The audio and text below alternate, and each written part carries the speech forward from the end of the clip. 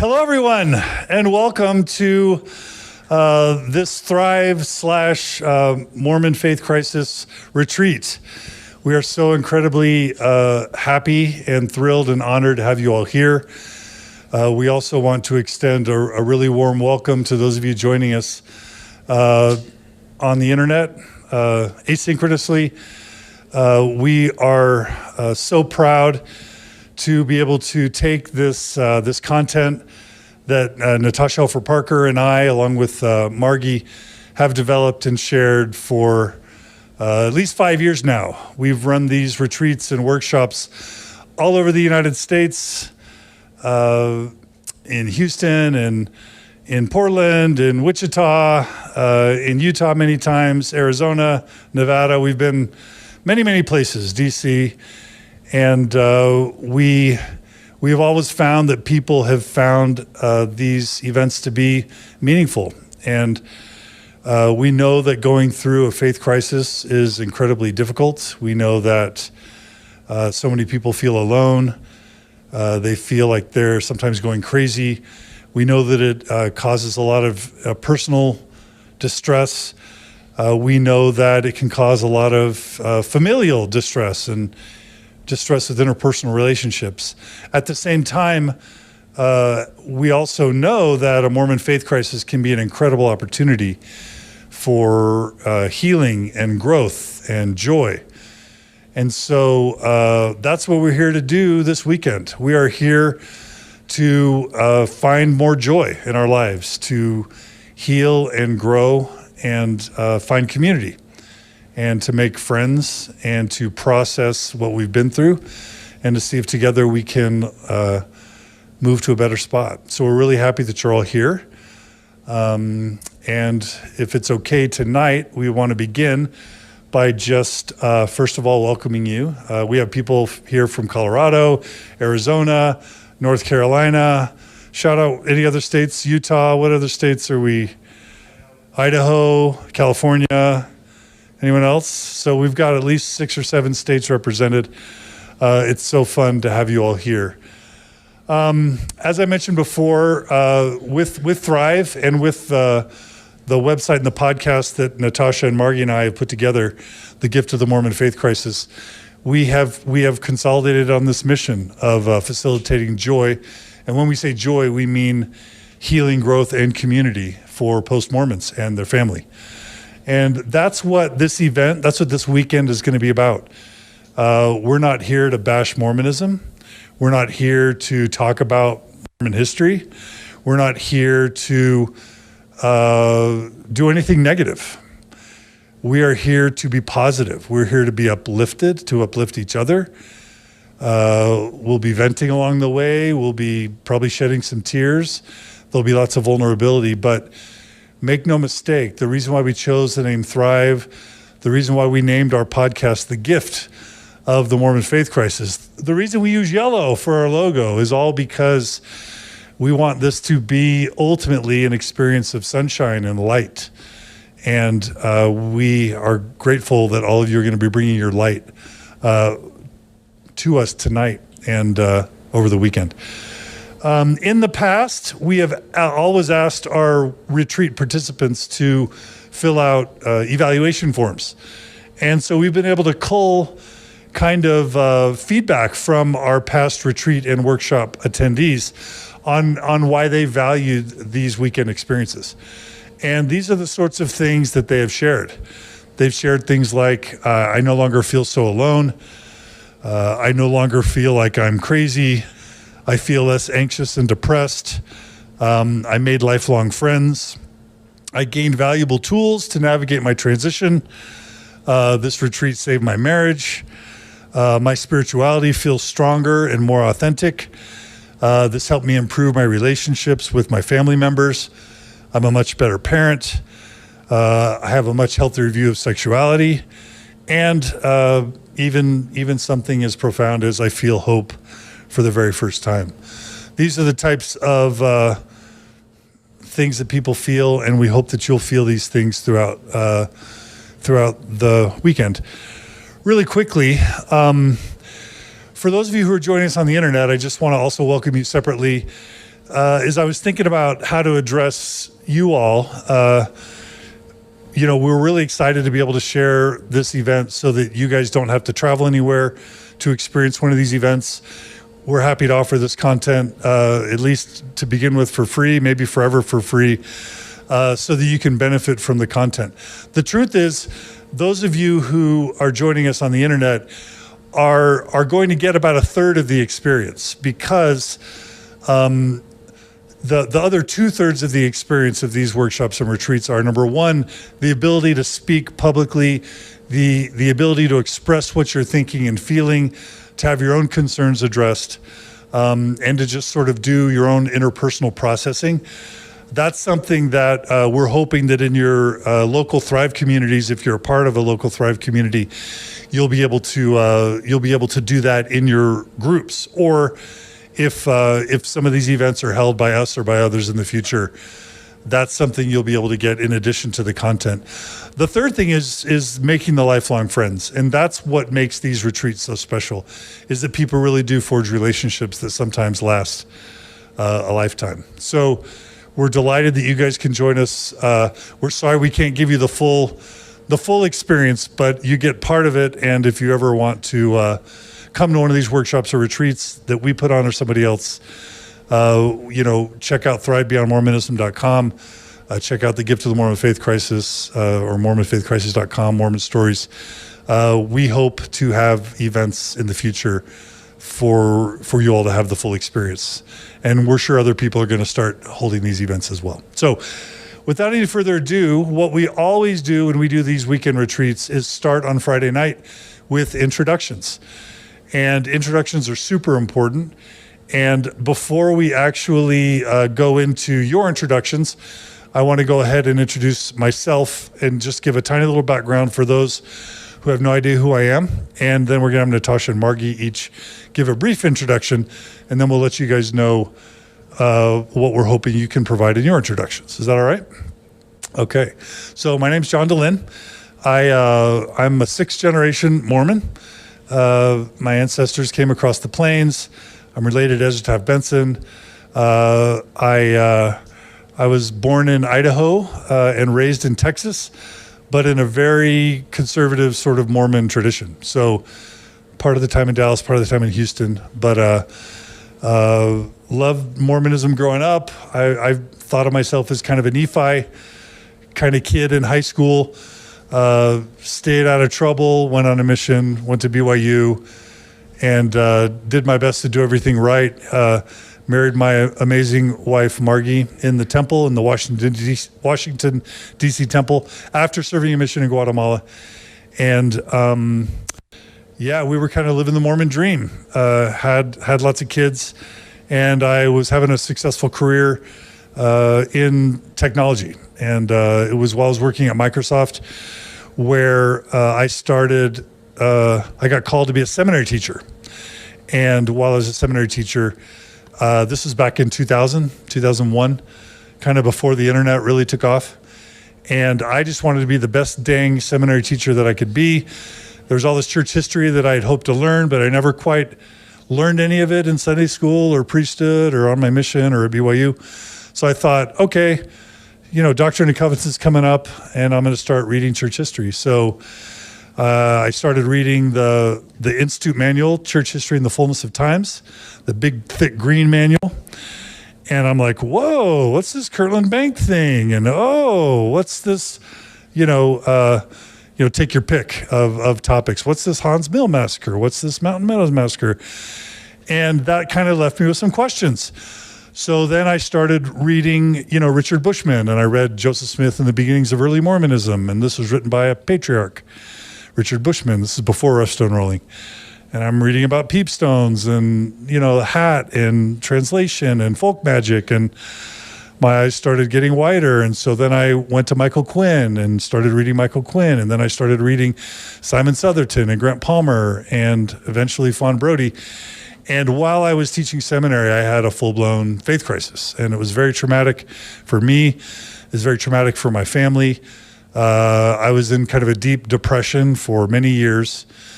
And what was different then than now is there were no podcasts. There was no CES letter. There were no Facebook groups. Facebook didn't exist yet. There was no support anywhere. There were no specialists dealing with faith crises. I was just alone in a city in Seattle with no support and no family that wanted to talk about this other than Margie, and no church leaders who had any idea what was going on. They would just look at me with a blank stare when I started trying to talk about these things. And it was so devastating that I decided I was going to leave Microsoft and dedicate the rest of my life to supporting people in faith crisis. So 2004, we left a job making a lot of money and moved to Logan, Utah to go back to graduate school and to figure out how we could together help contribute to this situation. And we ended up starting Mormon Stories podcast in 2005, and that took off. And met Natasha soon thereafter, and realized immediately that we had just punctured this huge balloon of pain in the sky. If you could imagine, back in 2005, there weren't a lot of websites dedicated to this stuff. Again, no podcast, no CES letter, maybe a couple Mormon blogs that were obscure.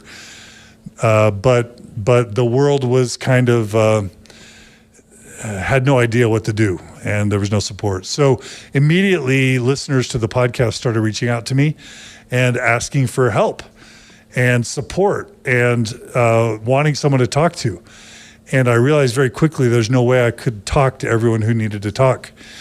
But more importantly, as people started confessing addictions and eating disorders and marital distress and closeted sexuality and pick your DSM disorder or personal dysfunction, I realized I had no experience or knowledge that would be able to help give these people what they really needed. I felt really ill-equipped to be kind of a bishop to post-Mormons. And so I went back to school, pursued a Ph.D. in clinical and counseling psychology, 2009, and finished that in 2015. And Natasha and I dreamed for many, many years of doing this stuff together.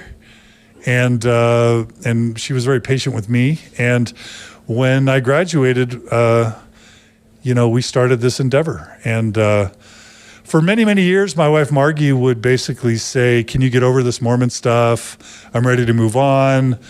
This is so tedious and unimportant. Can't we move on?" I'm probably not giving you a fair representation. But I never thought she'd be helping with this effort. And so one of the biggest joys of my life is just in the past few years, my wonderful wife, Margie, has joined this effort. And so we with Natasha do that podcast, Gift of the Mormon Faith Crisis. We're working on a book together. And Margie's doing her own coaching for people in transitions in addition. So I'll just close by saying, this work that I do either as a coach or in these workshops and retreats is probably the most sacred work that I do in my life. Being able to be here with you during some of the most sensitive and heart-wrenching and difficult, but also formative years of your experience, or weeks or months, is just truly special, and I can't get enough of it, and I don't plan on stopping anytime soon. So I love doing this. I'm so honored to be here. I'm grateful that you're here. And that's a little bit of my story. And we clap after everyone's story. So I only tell you that, thank you, so that we can establish the tradition. So Natasha, do you want to come up next?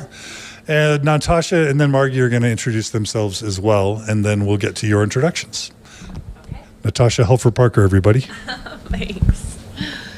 Hi, so glad to be here. So, where do I start? So I'm a daughter of converts.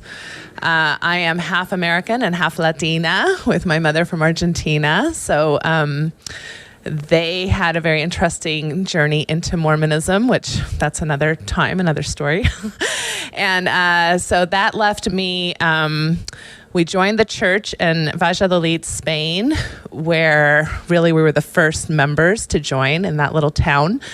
So right off the bat, my Mormon story was quite different than maybe many of yours. And then when I came back to the United States, by the time I was a pre-adolescent and moving around in the military with my dad, I didn't have a typical Mormon upbringing really quite at all. I kind of got the sense that I didn't totally fit in with the Mormons, but desperately wanted to and felt very Mormon in my upbringing.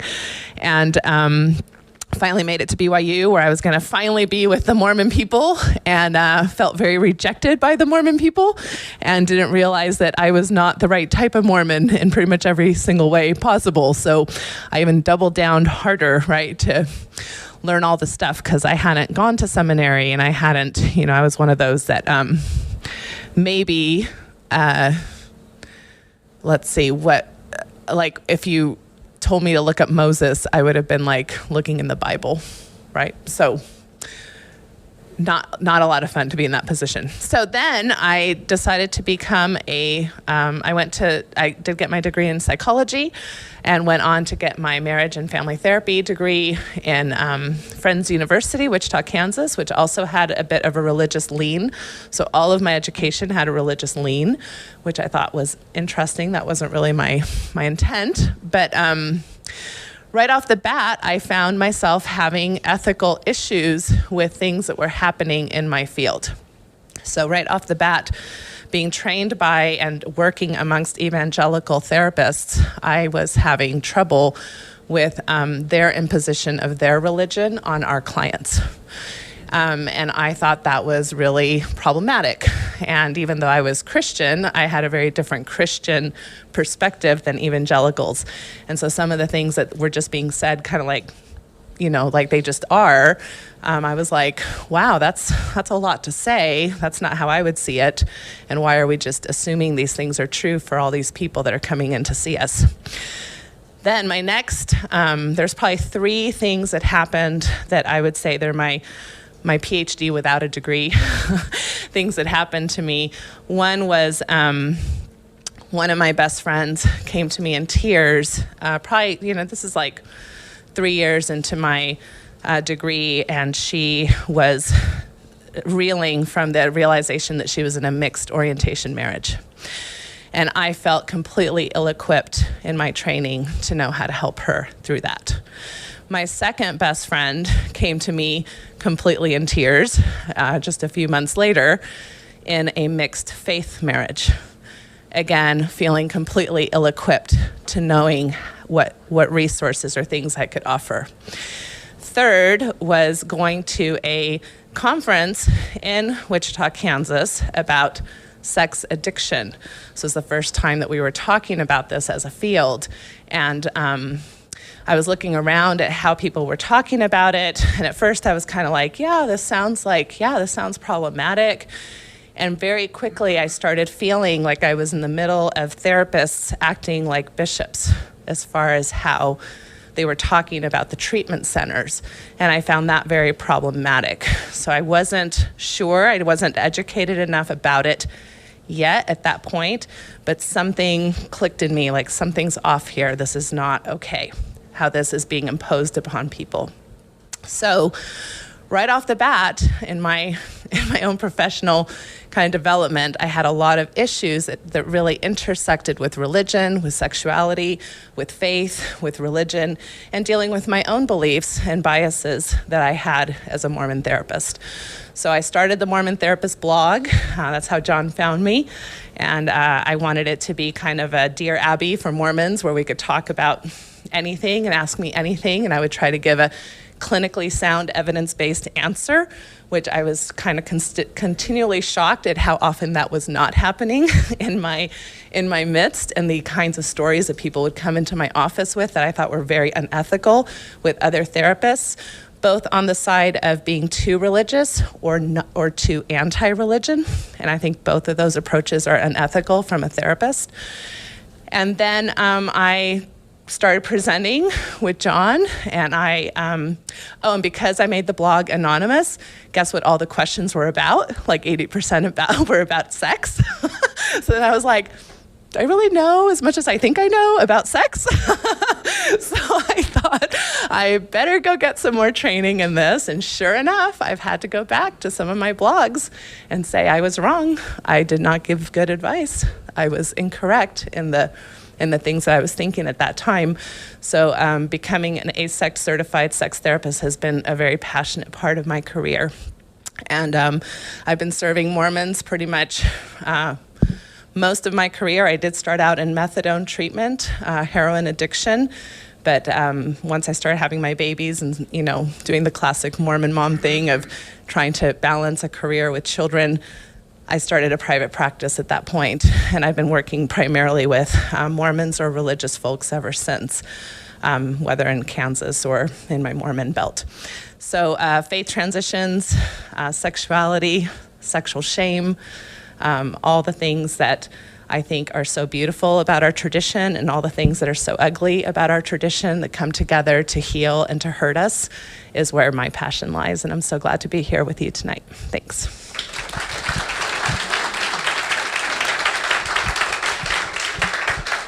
Hello, everyone.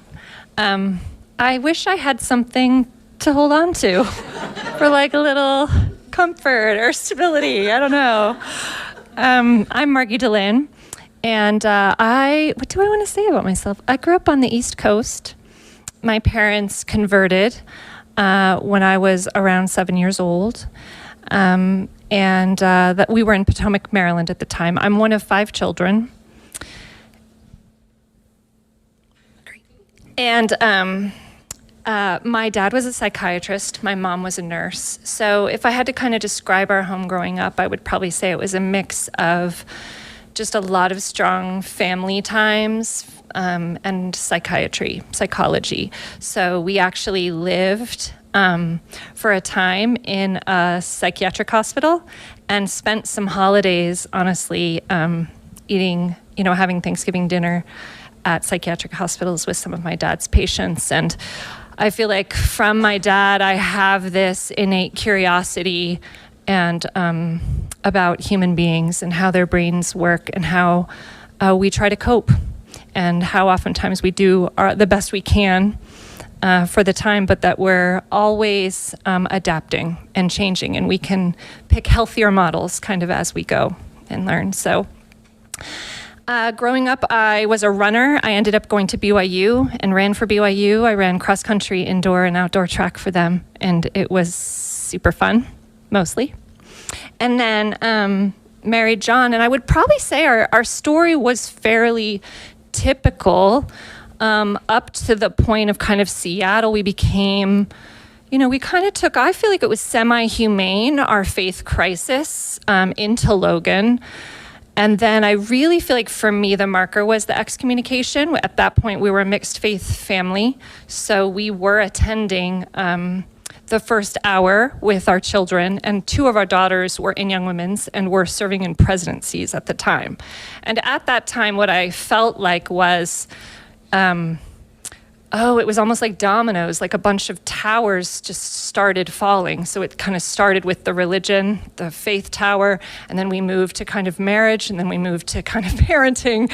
And then I finally ended up with sort of an existential and identity tower kind of at the end when my dad passed away. So amidst all that, ironically, it took me some time because I feel like when you're yourself healing and rebuilding, I kind of liken that to kind of bleeding or being wounded. That's not, in my view, for me, the best time to help. I kind of had to heal myself and come to a place where I had processed and rebuilt to a point. And that happened, and I feel like that's where my passion lies, actually, is sort of when we look at transition work. It's rebuilding those towers. So I love talking about rebuilding identity, grief work, relationships. I love health and wellness as well.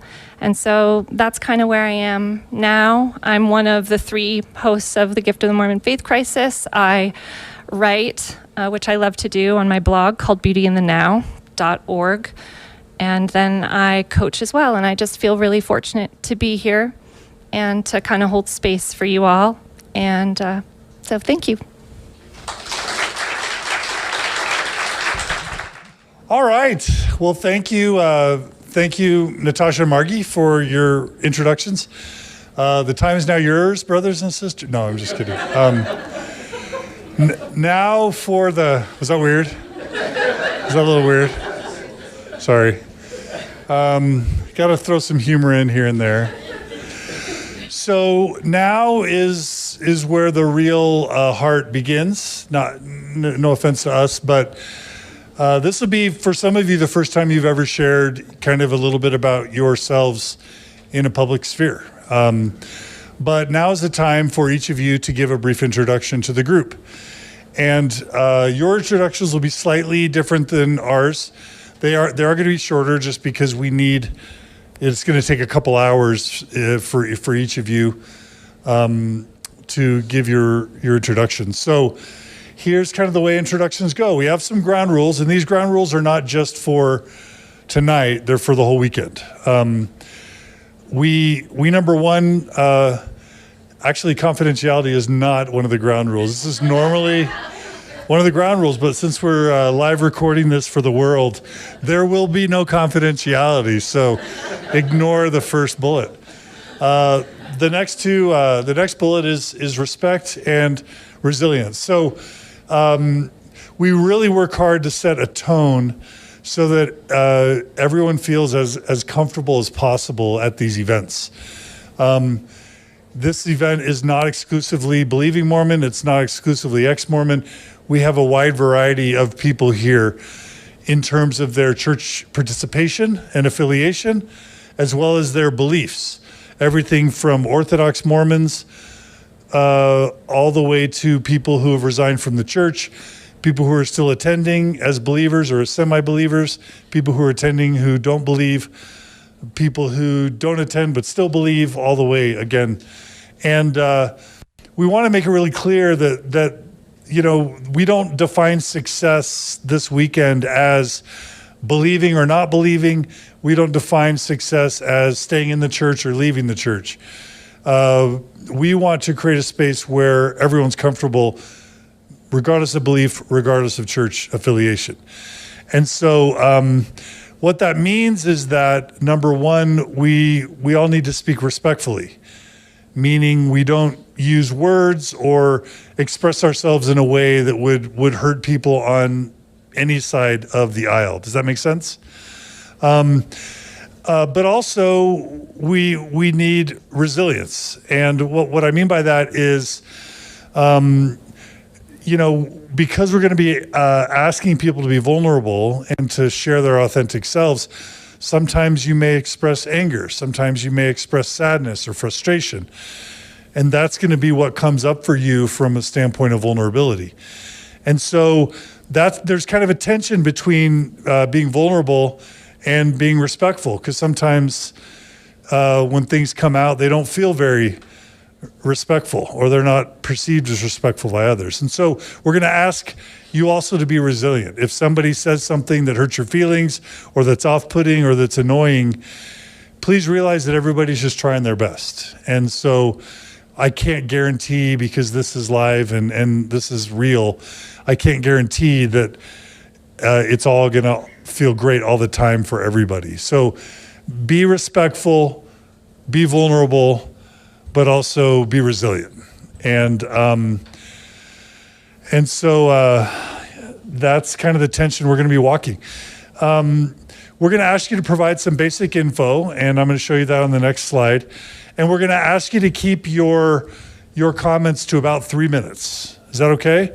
I'll be sitting there with a little timer, and if you hear the timer go off, they really won't be able to hear the timer on the microphone, but you'll be able to hear it. And don't be that person that goes 5, 6, 7 minutes, because if everybody does that, then we'll be here till midnight. And that's not what we want. So try and keep it to 3 minutes. And finally, just really listen to people's introductions, because you'll find people with connections. You'll find people who are in similar situations as you, and it'll be a really important opportunity for for you to talk to people at the breaks, to make friends, to find community, and to find people to talk to again at lunch and in the evening and so forth. That noise is kind of loud, but actually with these mics, is it bad, the thumping? So it sounds really loud, but don't worry about that noise. It's not too bad. So these are the questions we'll ask each of you to answer. To give us your name, tell us where you live, and tell us what the hardest part about your transition has been. How has it really affected you? And what you're hoping to get out of this event. What your biggest needs are. Now, you'll be really tempted to want to tell the full story of your faith transition. But as you know from Mormon stories, that usually takes about 6 hours. So, and a lot of us share, similar parts of that. So, if you're going to touch on that briefly, but don't, if all of us go into that, it's going to take forever. So be really brief about the actual, what caused you to lose your faith or whatever, because, time doesn't allow for that. So that's what we're going to be doing. And we'll just have you take turns. We'll have you come up here and hold the mic. Do you want us to do just first names or first and last? Whatever you want to do. Whatever's comfortable for you. If yours is a fake name, that's okay too. All right. And we definitely clap at the end of everyone's the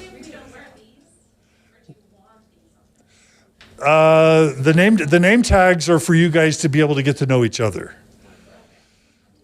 So, yeah, do whatever you want there. Yes. Yeah, please. Can I use your phone? Your microphone.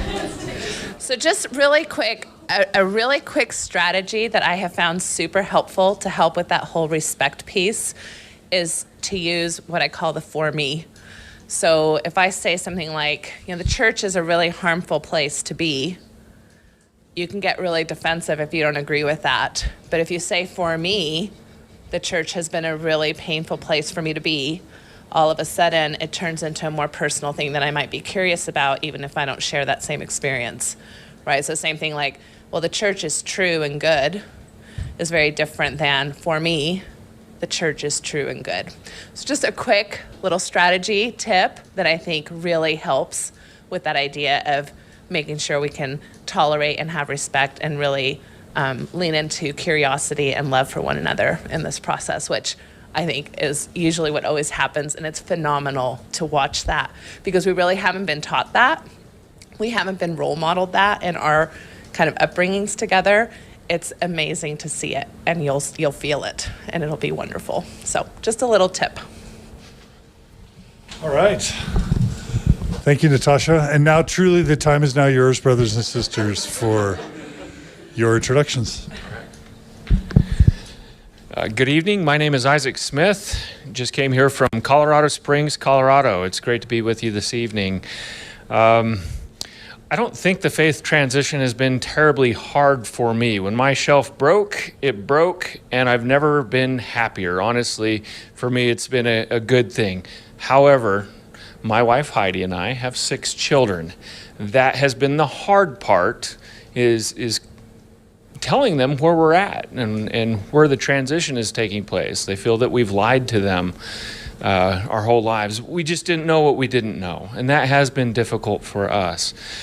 Grew up multi-generational LDS family, couldn't ride my bike on Sunday kind of family. We would just hang out and do nothing and be completely unproductive on the Sabbath day. That's the day to do nothing, I guess. Served a mission in Baton Rouge, Louisiana, 97 to 99. And up until 3 months ago, I have worked my tail off for the church. 100% doing the best that I could, even though I had doubts all along the way. What I'm hoping to get out of this is information that will help me be a better husband and a better father and help my children through their transitions. And that's enough for me. Turn the time over to my wife.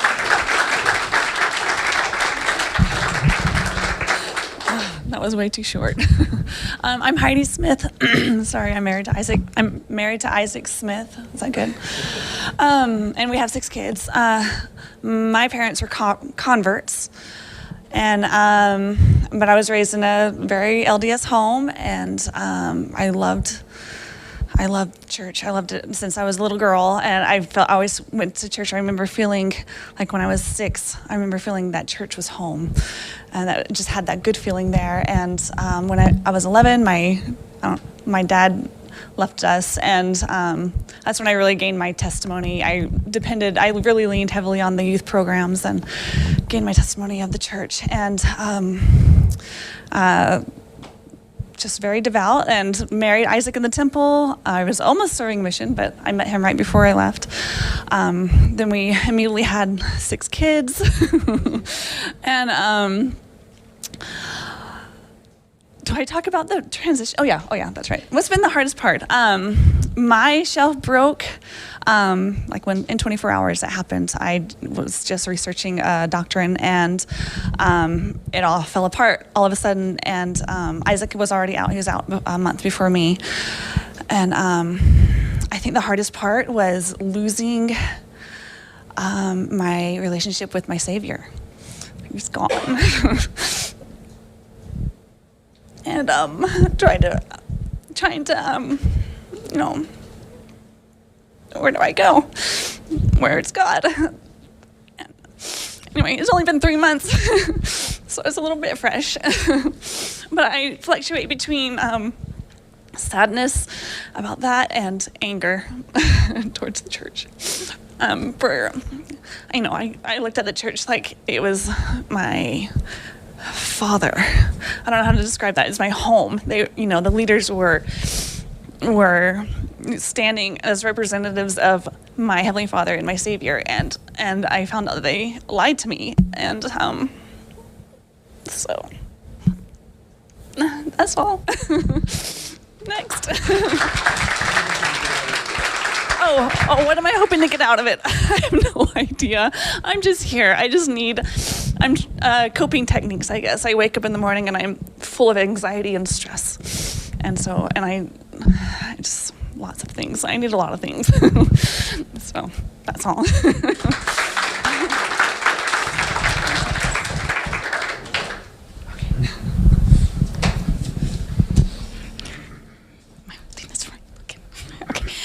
I'm Meddy Ivy Harrison. I'm a writer. Let's see. Yesterday was the 14th anniversary of my faith crisis, which began when my youngest child died at birth.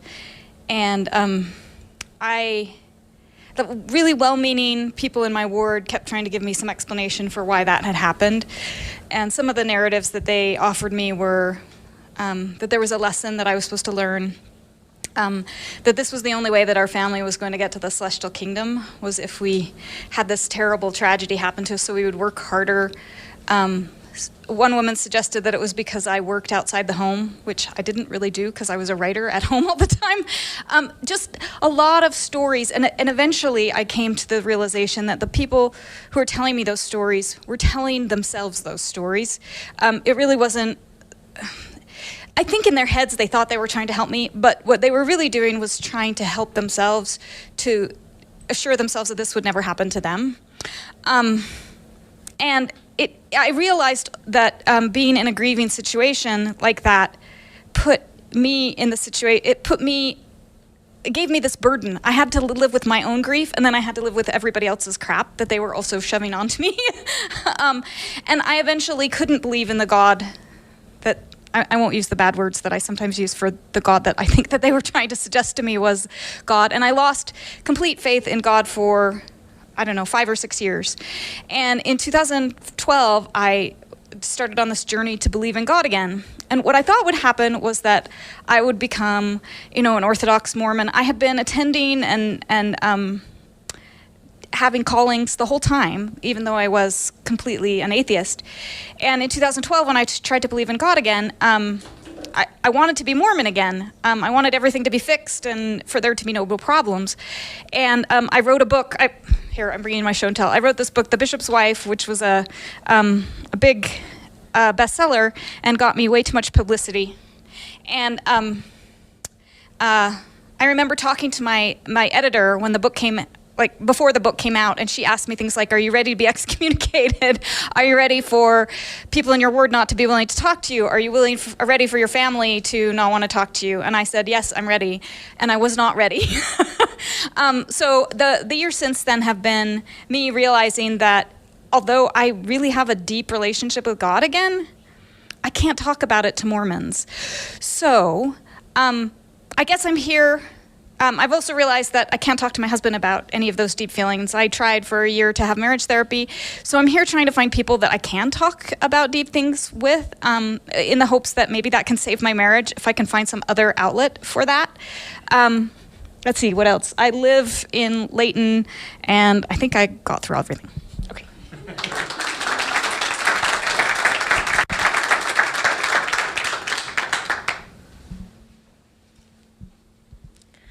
Hi, my name is Lily DeReyes, and I live in Orem. I grew up in a mixed faith marriage. Well, my mom was Mormon. She was a convert from Catholicism, and my dad was an ex-Jesuit, very anti-Mormon. So religion was the focal point of my entire childhood, and the cause of much grief and distress in my home. And my mom was not allowed to talk about her faith in the home. So she would secretly talk to me at night because I would ask questions. So at 12, when I was 12, I told my dad I wanted to become Mormon, which broke his heart. And I was all in for 26 years, or until I was 26 when I had my first faith crisis, which was existential, which resolved in me meeting my husband and being able to squash my doubts sort of under the surface for a while until I was pregnant with my second child and read the book of, I wanted to fix my testimony by reading the standard works. And so while I was reading Deuteronomy, the genocide and the misogyny caused my faith to start to crack again. And I remember my husband asking me if saying that he feared I would leave the church. And I told him at the time that I would never do that because being Mormon was my whole identity. It was my whole world. It had been such an important part of my whole life since I was a child, such a pain and like something that I felt that I'd sacrificed a lot for. And anyways, so 2 years ago, my shelf broke for pretty much the final time in researching polygamy.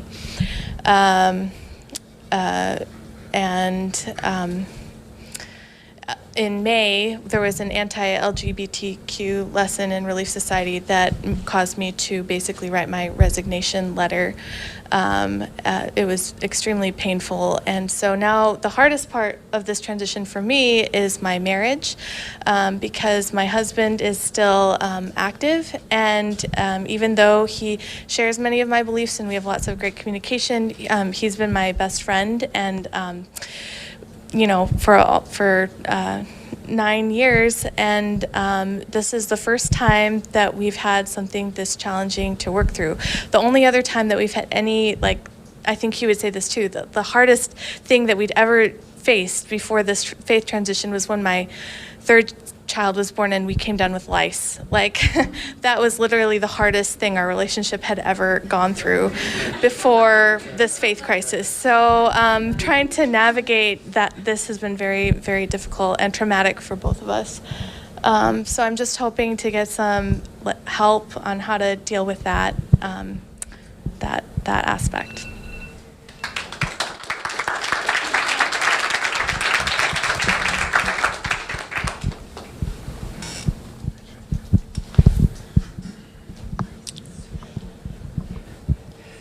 Okay, my name is Kim Meyer. Right now I live in Salt Lake City. We just moved here in April from Dallas, where we lived for 35 years. So this has been a big, huge transition for me. We moved here because my daughter and her husband's family took a job in Australia for a year. So we're basically house sitting for them, living in their house. And so in 2005 is when our faith crisis started in Dallas. I was the Relief Society president. My 8-year-old son had come home from school with a pornographic magazine that a little girl gave to him in his class during reading time.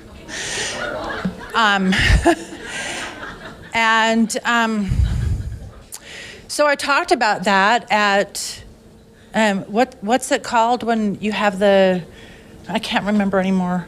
It's... No, you meet on Sunday with all the auxiliary presidents and Ward Council, that was it. So I talked about it at Ward Council, and afterwards was scolded for talking about that in mixed company. And really hard for me to understand why that was so uncomfortable. This was my family, this was my son, that I needed to navigate through this little crisis, which, socked me in the gut. My husband kept saying, "It's okay, Kim. All little boys are going to see this at some point." What we found out that he saw was really traumatic. After that happened, a little girl was in our home who I knew just by feel that her father was sexually abusing her. So I didn't know what to do about that, because how do you report a feeling? So I told my bishop, and he told me that I had an overactive imagination because of my childhood, and that I didn't need to do anything. And you know what? That let me off the hook, because I didn't know what to do with it. 3 years later, it came out that her dad had been arrested, and the guilt that I lived with, knowing about it and not doing anything, was a little more than I could bear. The bishop then was so afraid that I was going to tell everybody that I knew about it, and I had told him about it, and he had done nothing. So he basically launched a campaign against me. And over the pulpit, said things about me. All of my friends that I had raised my kids with would no longer talk to me at church. And it was really hard to go to church. One Sunday we went, and the bishop pulled me into his office with my husband and said that many people in the ward were coming to him, telling him that I was recruiting people to have him released. And I remember looking at him saying, "Can you do that?" And after that, my husband, we left church. We sat in sacrament meeting not knowing who our friends were. Who would say that? These were people we had known for 20 years. And my husband said, "I can't protect you at church anymore. We're going to have to leave." And so we left with our testimonies, believing that the church was still true, that people do stupid things and say stupid things, and you don't behave well, but that didn't mean the church wasn't true. So that was when we began to find out who God and Jesus were in our lives. I had never found that before in the church. My father was a raging alcoholic, and I witnessed more abuse than any child should have to witness. So I lived my life at church just keeping everybody, doing as much good as I could so you wouldn't know that I was bad, because I believed that I was just bad to the core. So that's when my journey to finding who God and Jesus was, after we left the church. So when we moved here in April, I kind of thought that somehow I would get back to church. And the first month we were here, we went to see the film No Crime and Sin. And it pushed us even further away into digging even further and deeper. And so right now we're at the anger stage, my husband and I are, for believing a lie for so long. So what I want out of that this weekend is just to kind of identify who I am again and what I believe in again, because I'm just not sure anymore.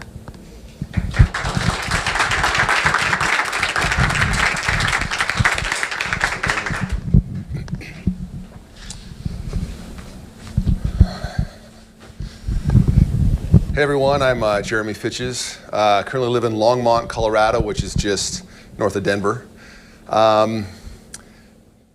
Grew up in the church, both my parents' side, pioneer stock all the way to the beginning.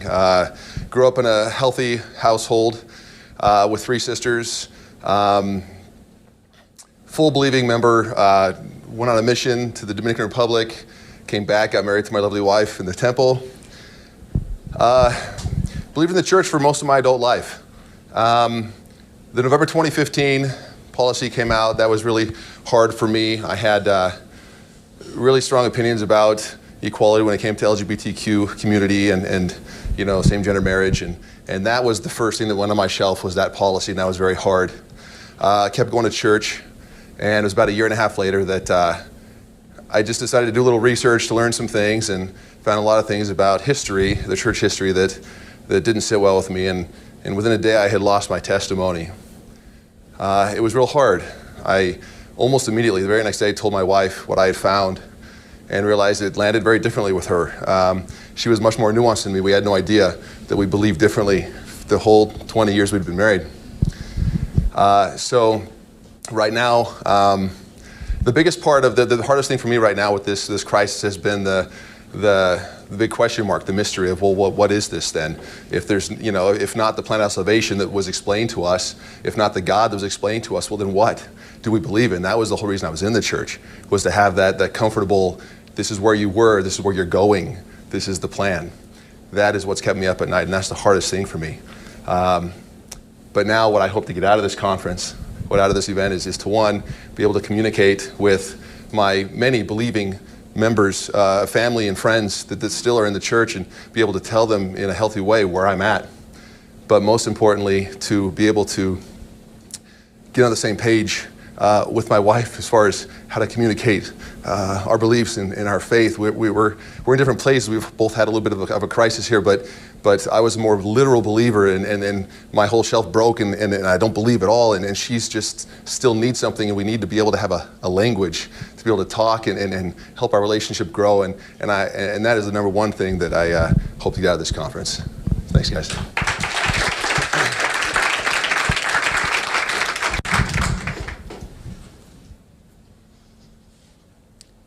I thought it was a good idea for him to go first, but it was not. My name is Jessica Fitches. That was my husband, Jeremy. Hold on. I live in Colorado. I found out 2 years ago that I was a nuanced believer my whole life, and I never knew. I never knew I was different than everybody, even though I always felt different. I came from a hard home. My stepfather was an atheist, and he was verbally abusive to my family. My mom was a feminist Mormon. I don't know if those two things go together, but so I was raised to go with my gut, trust my feelings, and so that's how I was Mormon, is I trusted my gut, and I took in the things that felt good to me, and I left the things that I didn't think were healthy or good. And when my husband went through his faith transition, our foundation broke into a lot of pieces, and I'm trying to pick pieces up, and some of them hurt me still, and some of them fit, but I don't know where. And I don't know how to explain my spiritual experiences anymore. I see connection with all humans. I see this deep underlying connection and beauty, and I don't know how to explain that anymore. And I'm afraid my husband doesn't feel the same as me, even though he says he does, but I can't make that connection. And so I really hope that this weekend, one, I can find people that can tell me that I'm not alone in my experience, and I can connect with my husband again, and we can figure out how to raise our children, and I can learn to be happy again. That's it.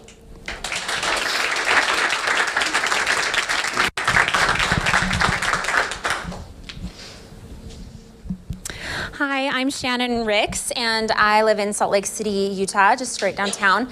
The hardest part of my transition was learning to live with all the shame and guilt that I was disappointing my parents and the people whose opinions meant the most to me, having to be okay with them crying themselves to sleep at night because of me. So that was definitely a hard part, as well as learning to trust myself instead of looking outward for the answers, to parents, to authority figures. Having to turn that and work on listening inward was quite an exercise for me. So that was probably the hardest part.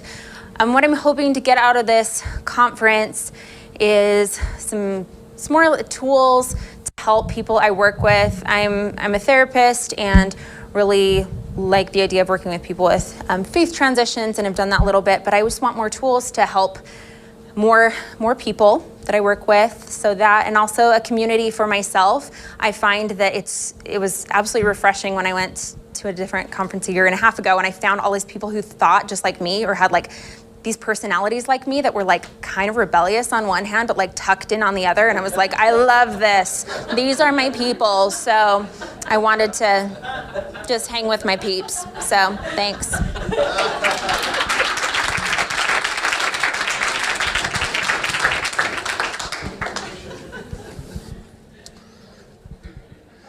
Hi, my name is Jacob Stinson. My wife and I live in Greensboro, North Carolina.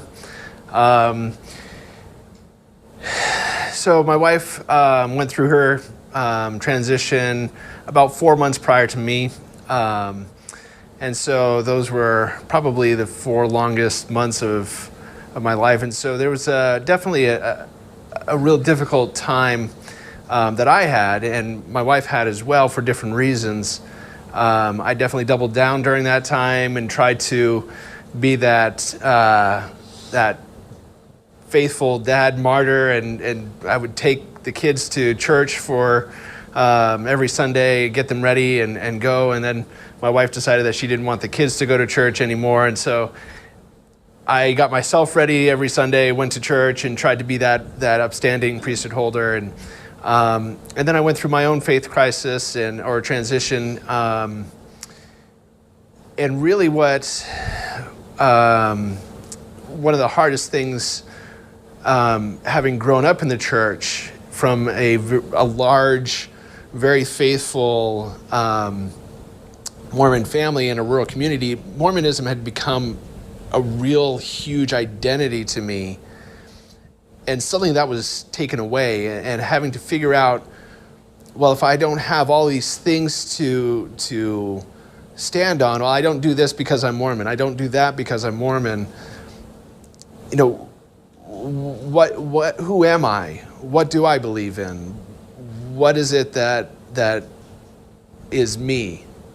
And so having to come up with that, having to identify my own characteristics or who I wanted to be and the reasons why I wanted to be it, that was something that was really challenging. What I want to get out of this event, my wife just finished school, and so she's been extremely busy for the past 4 years, during which we had our transitions, and we're just really looking for time to kind of process this. With her being busy with school, we haven't had a lot of that time, and so we're really excited for this opportunity.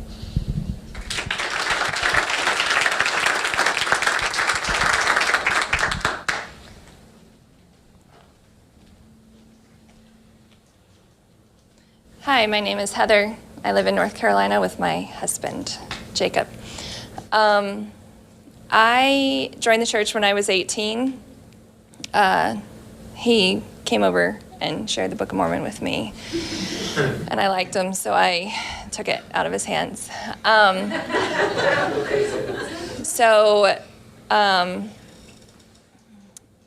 When right the month as I was starting law school, which I just graduated from, I started to feel a little blah, I need to pick up my testimony. And started to read a little bit more, applying the techniques you learn within the first few days at law school of how you analyze information, and instantly the church was gone. And I was like, oh, God. You know, like, because I was so good at being such a good member of the church.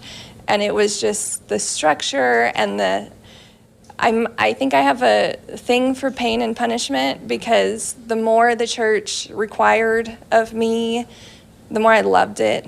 You know, when the, you know, awful policies came out, you know, in that mindset that I had then, I would think, yeah, make us suffer, make us have to, you know, do these hard things with our friends and family and really stand up for things. And, you know, even if we don't like what's coming out of our mouth, like, we do this, we die for God, you know, like, I was really into that. So I actually reached out to a friend who had stopped going, and she pointed me in the direction of Mormon Stories podcast. And I went on there and looked for stories about how people tell their loved ones, because I had to tell Jacob what had just happened. We have 5 children, and I in short order did not want them to be there, because it really hit me what in particular the church does to women. And the last thing I wanted was to dress my daughters up and send them there. I think the hardest thing for me was actually the self-anger, because I joined the church, I chose it. And of course it was my 18-year-old brain, but still. And so I was in it a total of 18 years.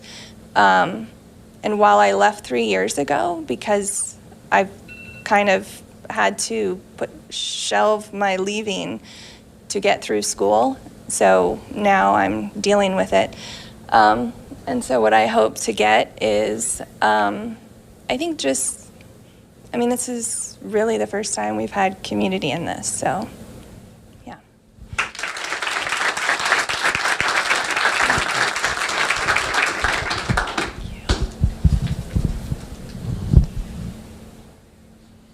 Hi, my name is Donna. I live here in Utah. I think the hardest part of this has been for me that the church has been my life, my whole life. I'm a 6th generation Mormon, and it's all I've ever known. It's all I've ever wanted or thought I wanted. And wanted to be more faithful, more righteous. And in doing that, started to look into some of the history, hoping to just know more, because I felt like there were holes in my education, you know, like I don't know the timeline and all that. And in looking into some of the history, found out some things for me that didn't fit or make sense anymore. And I think the hardest part for this for me has been losing everything I thought was real. I've lost my eternal family, my eternal marriage. I've lost missions with my husband. All the hopes and dreams that I had as a Mormon are pretty much gone. And so with that, there's been kind of a identity loss as well. Like, I don't know who I am anymore. I don't, like, what's my purpose? And going through a couple of, many nights where I'm like, I think I might actually be like crazy. I think I'm going crazy, and feeling like I'm the only one that is going through this. So that's been really hard. I hope to just find community, people who can help me not feel crazy, and then hopefully learn a different language, how to talk about the pain that I feel, and with family members, extended family and really close family, learning how to talk about this in a way that is not damaging to them or to me. So that's why I'm here. Thanks.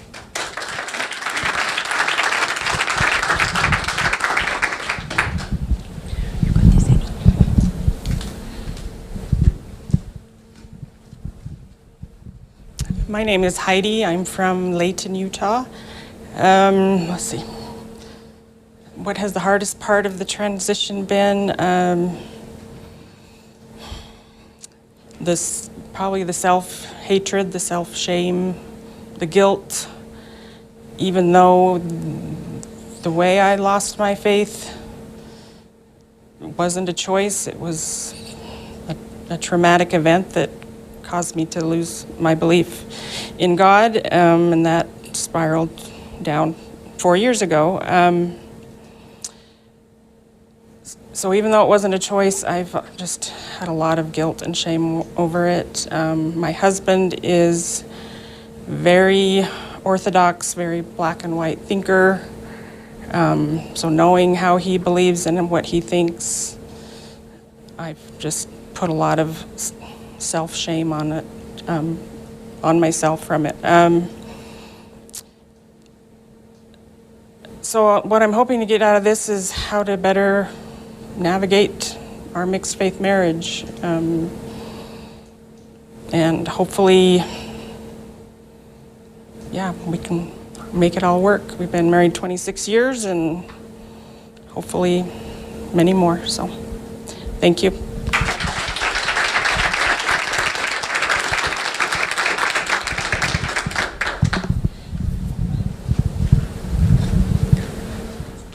I don't know if you guys want to hear from me anymore or not. I'm Clint Martin. My wife Jenny's in the back. She'll tell you a little bit more about how we ended up leaving the church, but it's her fault. So we'll just put that out there. We live in Springville, so just south of Provo. Probably the hardest part about leaving the church has been dealing with the issues that come up with our children. We have 4 kids.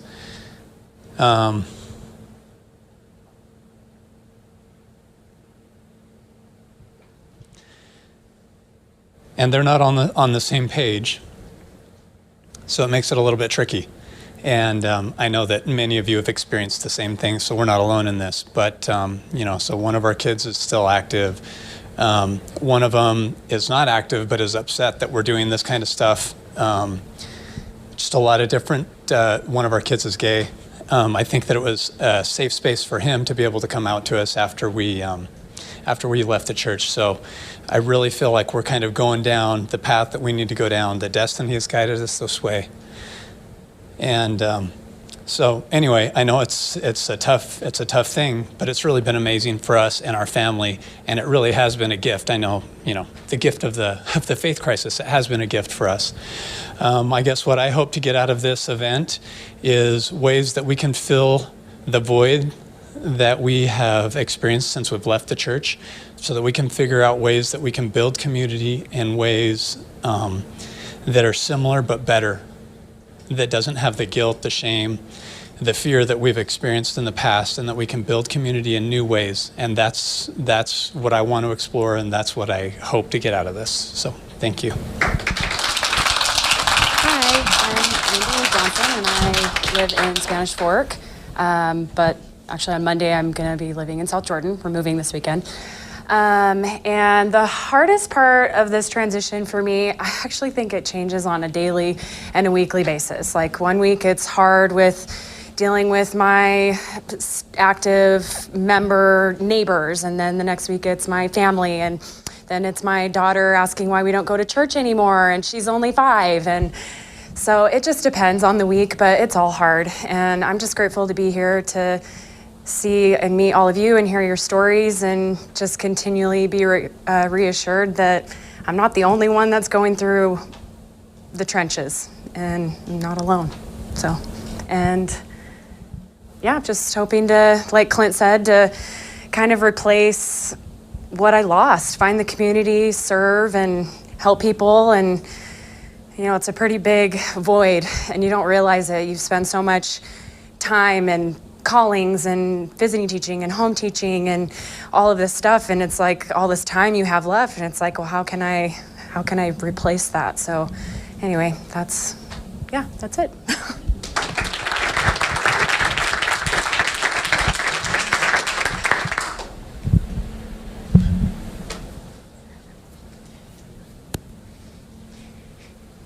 Hey everybody.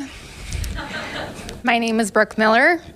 I'm from South Jordan, Utah, and I come from pioneer stock, and I am a 7th generation Mormon, and I actually have talked a lot about my story on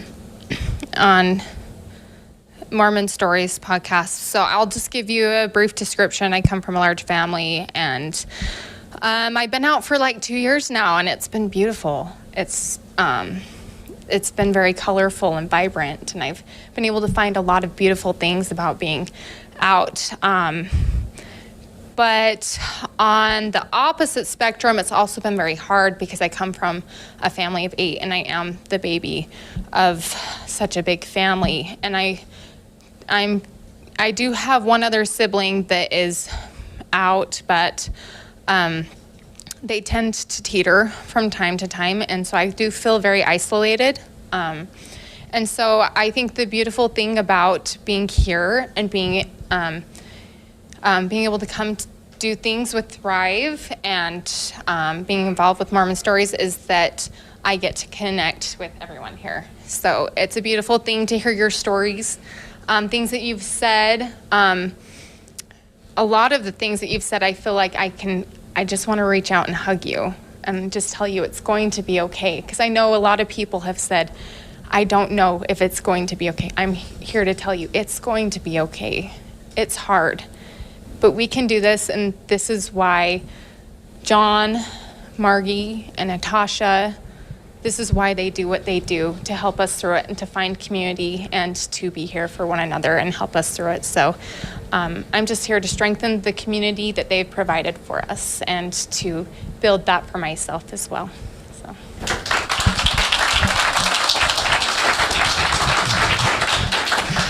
Camille Bailey Agard. Baileys are from Nephi, Utah. Langley Bailey walked into Nephi weighing 75 pounds as a 6'5" young 18-year-old having just completed the Ed Martin Handcart Company. So you tell me how many generations back that is, but it's a lot. I am from Highland, Utah. I have 5 children, and I just graduated from law school.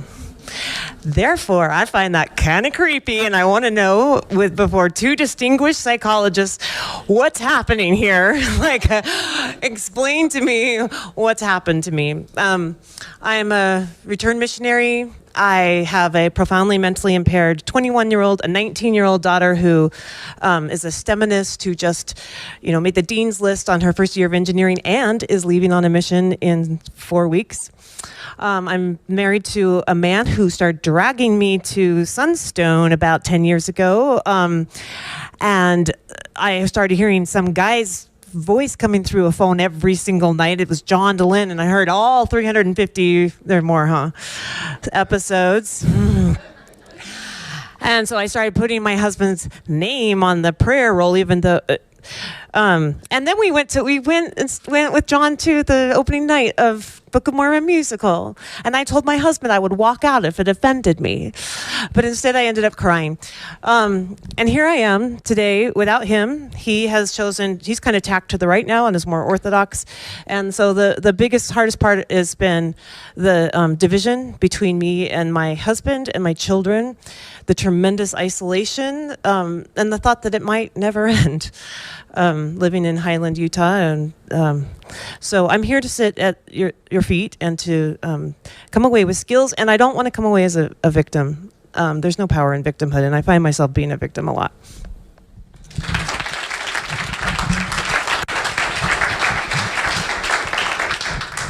Should we start here? Yes. All right, come on up.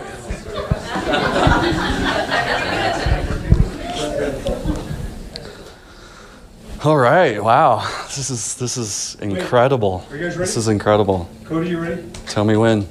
Richard, let us know. Cody? Action. All right, well, my name is Adam West, and you guys can all call me Batman. So I'll give you permission. I'm from here. I'm from Salt Lake City. We live in Harriman, Utah, just south of here. I work just a block away, so this is kind of my home turf. So I'm just super grateful to be here. Today was kind of hard. I kind of started to get emotional. I haven't been emotional in a long time, and so I removed my name probably about 3 or 4 months ago, and I just did it, and so today I started thinking about this event, and it's kind of some emotions kind of started stirring, and I haven't felt that in a long time. So, and then listening to all you wonderful people, and realizing that, gosh, there's so many people out there that have gone through what I've gone through, and I thought I was alone, and this is just incredible, and everyone's unique stories, and yet there's such a common theme, and it's just beautiful. So one thing that's been probably the hardest part for my transition is kind of the identity. I've been kind of, in my youth, I was kind of rebellious, and I got into drugs, and I hated the church, and I defied my parents, and I was depressed, and so there was a point in my life where I was tired of being depressed, and I wanted to be happy, and so I went on a Mormon trek, and I found God, and I was redeemed, and it was beautiful, and I came back to the church, and I went on a mission, and it was miraculous. I graduated from seminary. I put in extra time, and I graduated from seminary, and came back from my mission and married in the temple, and it was just all so beautiful. And then I lost my faith again by started looking into the word of wisdom, and it just spiraled from there. And so it was really hard to kind of the identity of being in and out, and kind of being redeemed, and then losing it again, and all of that. So the back and forth was really difficult, and then not being able to talk to people. It was just kind of, being alone in your own skin, and your all these thoughts, and like a lot of you have said, you feel crazy, and disappointing to your parents, and all of that. So what I'm hoping to get out of this event is just learning from all of you people and you humans out there that kind of go through similar experiences, and kind of feel your energy, and the emotions that you guys go through, and I take it all in. I love listening to all of you. I think all of you have something special to offer, and it's just been great just hearing this side of the room. I can't wait to hear you guys. So with that, thank you.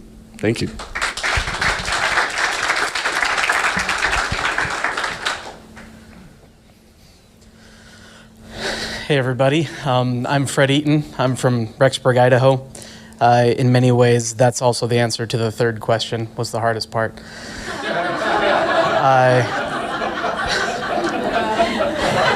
And in fact, that was my answer for a little bit there, but as I've been listening to all your wonderful stories, I've already had so much coming up that I hadn't thought about yet. And truly, probably the hardest part for my transition so far has been the soul-crushing realization that I've been a cog in what I perceive to be a machine that's done damage, and I've been in the forefront performing a lot of that damage, and just trying to come to grips with that as a person, and trying to identify how I can be more accepting, more loving, and more open to everybody in the world.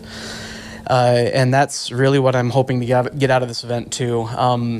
Through all the many gamut of podcasts and papers and blogs and resources that are out there for ex-Mormons, none has spoken directly to my soul as much as the gift of the Mormon Faith Crisis.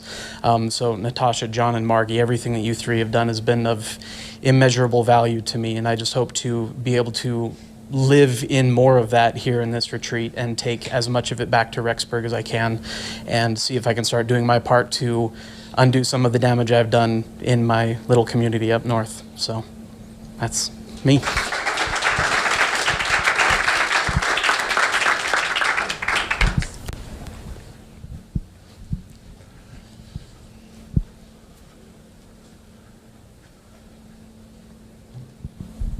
Hi, my name's Brett Palmer.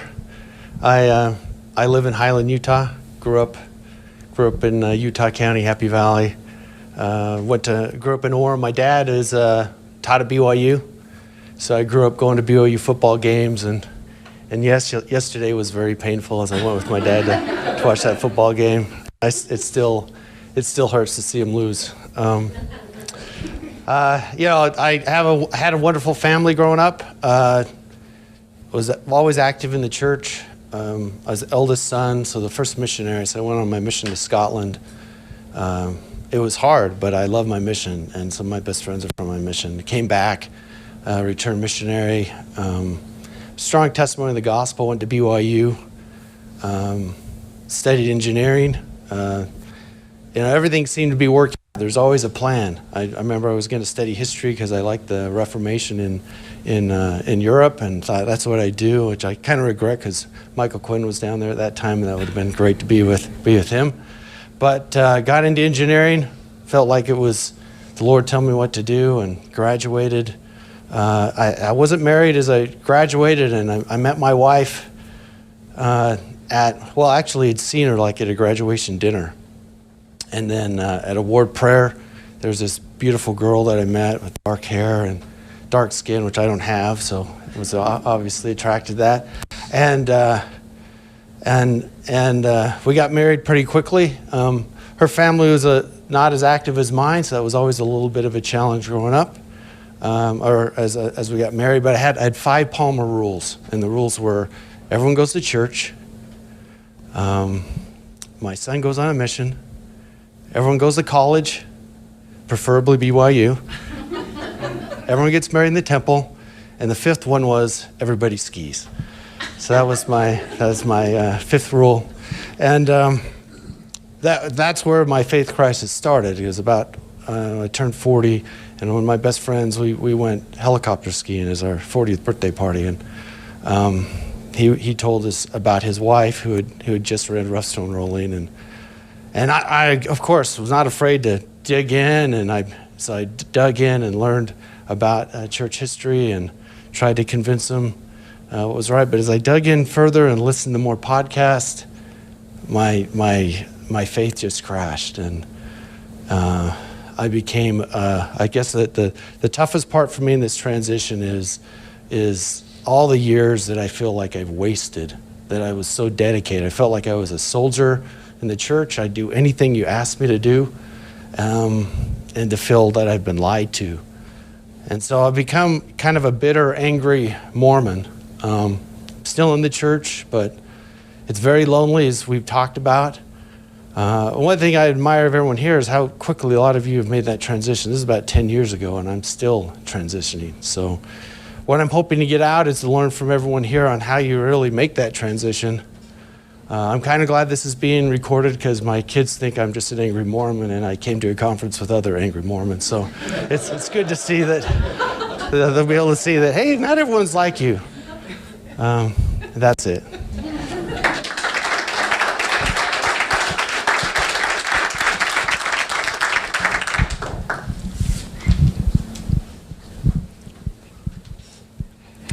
Hi, my name is Karen.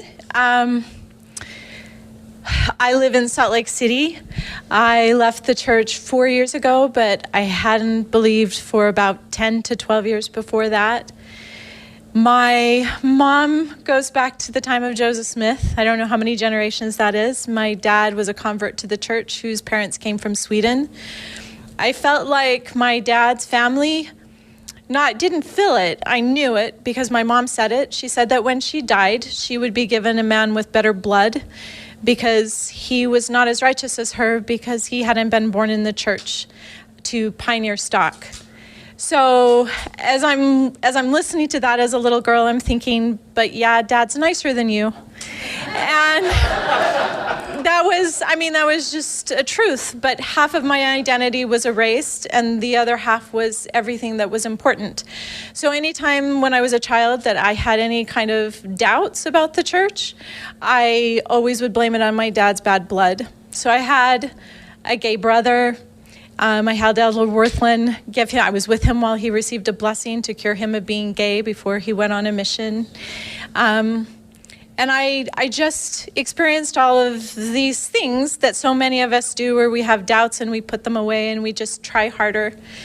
But as I started to watch one of my children exhibit things that I thought meant that he was gay, but really he's transgender, I started thinking about my responsibility as a mother, and I started thinking about my responsibility as an ancestor, because really we're all walking dead people. And what we give our children and what we exhibit and we show them is how they will live their lives and how they will look at things and what they will deem as important. In my family, it was important to tell the truth, even if it wasn't popular. It was important to live on your own light, not on borrowed light. So I was really lucky in my family of 6 kids, 3 of us 6 left. And I'm also lucky in the children that I gave birth to, 5 of them. All of them love me. And some of them are active Mormons and some of them are not, but they all love their mom. But I lost my marriage. And there's not enough time to tell about the loss of my marriage. But what I am looking for is I have a chip on my shoulder. It's been 4 years, and I'm still really angry. And I have a grand distrust for people that are members of the church, because I've seen really, really good people turn on me when I told the truth. So I am hoping to be able to lose the chip that's on my shoulder and be able to keep going into my beautiful, bright future without having anger at people who refuse to listen to what I say, but just have to look at me as evil because I left the church.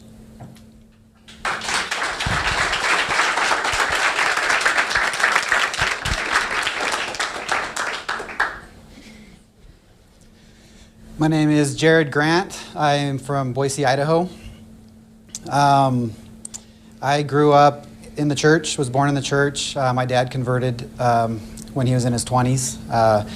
And he had a very, very difficult childhood, and the church is exactly what he needed in his life. It really transformed his life when he was in his 20s before he met my mom. And grew up a pretty active family, went on a mission, met my wife at BYU, have been active with her. We have 3 kids. About a little while back, my sister had fallen away from the church, so as a good older brother, I was going to save her. And I started to look into the issues that she had been talking about, and heard of this thing called the CES letter, and I figured, well, that probably summarizes all the issues. Why don't I look at that? The church is true. What is there to be afraid of, right? So I read that over my lunch period, my lunch hour one day during work, and in a 2-hour period, my entire world just completely flipped upside down, and it was one of the hardest days of my life when I read those things. And I, after that, wanted to make sure, obviously, everything was true, what I was reading, and do more research, so I kind of went down the rabbit hole from there. My wife is still in the church. I'm still in the church. I attend with my spouse. What I want to get out of this is learn how to communicate with my spouse. That's my biggest challenge. She's my best friend. The hardest thing that this has brought with me is that loss of that communication with my spouse about intimate things like this. This is a very important thing in my life that's happening, and I don't feel like I have the tools to talk about it with her. She also is in the same boat on the other side, and I understand where she's at, and I want to be able to figure out what are the words to use, what are the words not to use, what can we talk about, what can't we talk about, how can I do that in a healthy way. And I'm very excited to meet everybody. Sounds like there's a lot of people in similar situations to mine, and really excited to be here.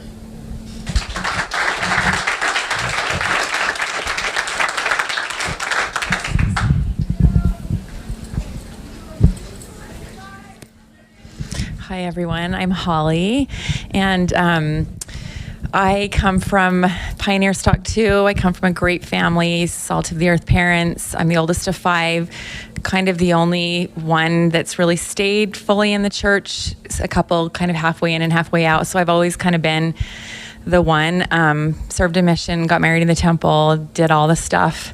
And I think I just began to have like a kind of a just soul shift several years ago. I started reading books that I was resonating with more than things in the church. I started practicing yoga and feeling very spiritually connected to myself, and just a lot of confusion with all that. And then discovered Mormon stories, read a lot of things, and just went into a spiral there. But the beautiful part for me was that I listening to other people's stories helped me feel like there's so many stories out there and everyone's is unique. But I also felt very lonely because these were not people I knew. During all this, my husband sort of lost his testimony a long time ago when he was in medical school. But so that was hard for me because I was so all in the church and I was not going anywhere, and he knew that. So there was a disconnect in our marriage. I think I've also struggled a lot with anxiety and perfectionism and just a lot of things. We have 3 children, and I would say the hardest part of my transition, you talked about losing your testimony of the Savior. That was really hard for me because that was my core testimony. But I've been able to sort of redefine that, and that's been neat for me. Telling my kids was really painful, but I've watched them grow and thrive and become more confident. But this is the part of where my story gets a little bit messy, is that I'm going through some stuff in my marriage. We're separated. I think my faith crisis sort of woke us up to the fact that we had become disconnected, not only religiously, but in other ways. So I feel like I'm just this 43-year-old woman that did all the right stuff, that has everything going for her, and I've lost my faith. And I was the girl that we would move places and like, I'm the Mormon girl, and I would let everybody know that. I was very like, I loved the church, and so I've lost that. I've lost my marriage. And I just feel sort of like, I'm like, the church was my blanket and it's gone, and I'm like, who am I? And I just feel lost, but I also feel like I'm learning to retrust myself and getting to know myself, and it's okay to be lost. I don't have to fix everyone. I don't even have to fix me. We're all a mess. So yeah, that's where I am.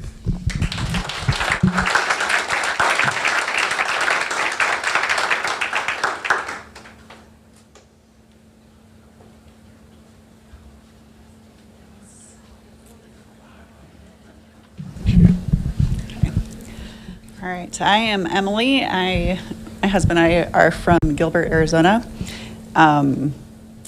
We left the church just this year in February. I was born and raised in the church. My parents were both born and raised in the church, where everyone's super active. I went on a mission to Portugal, came home, and got married in the temple. And I'm the type of person that was like, okay, church is literally true. It had never crossed my mind that it could not be true. And that type of thing. And so, I don't know, what should I say?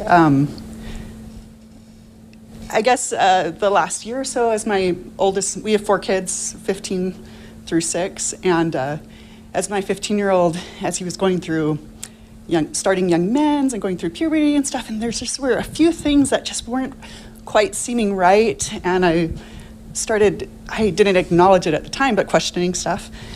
Now I realize I was questioning at the time. I was just like, oh, you're starting to slip, your testimony's starting to slip. And so to solve that, I went back to I got to do Moroni's promise. So I super read through the Book of Mormon really fast, and with the determination of, hey, I'm doing everything right, so worthy, I have to have a confirmation that it's true, because it occurred to me, even though I served a mission, I had always been like, oh, I've just always known the church is true. And it just occurred to me I never had that confirmation that was promised. So I prayed, and I remember just being like, Heavenly Father knows what's going on. Like, there's no way.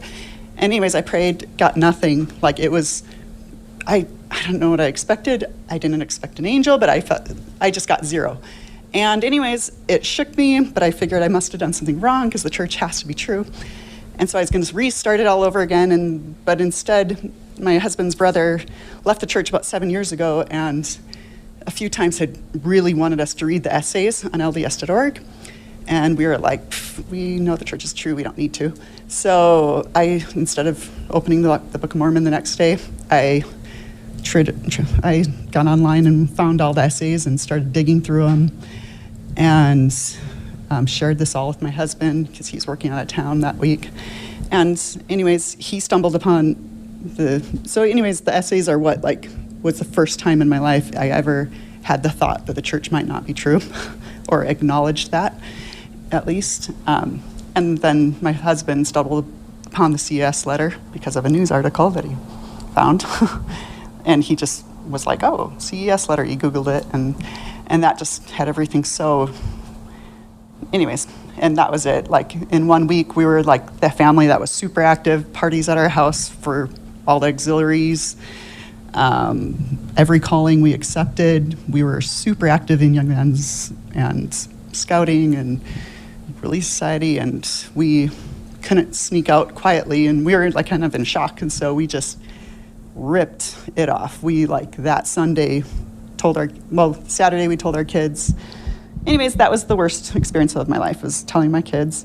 Not the worst, just the hardest, because it's actually turned out to be beautiful. And it was hard at first. My 15-year-old was like going to be the good Mormon boy and stay in, and he figured it out on his own with time. And so it's been really good. Honestly, there's so much good has come. I could totally see the good. And it's also been extremely hard. And, my family won't talk to me about it at all. It's just cricket, anyways, I don't know. I guess I'm really angry a lot at the church. And I have friends that still want to be friends with me, but honestly, I feel anger towards them.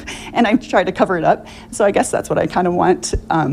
It's just to move on, get out of the anger stage, accept the good, I don't know, that came from the church. And I just feel like I've been lied to, and I just deceived, and it really gets under my skin. That's how I feel. So I don't know. That's it. Thanks.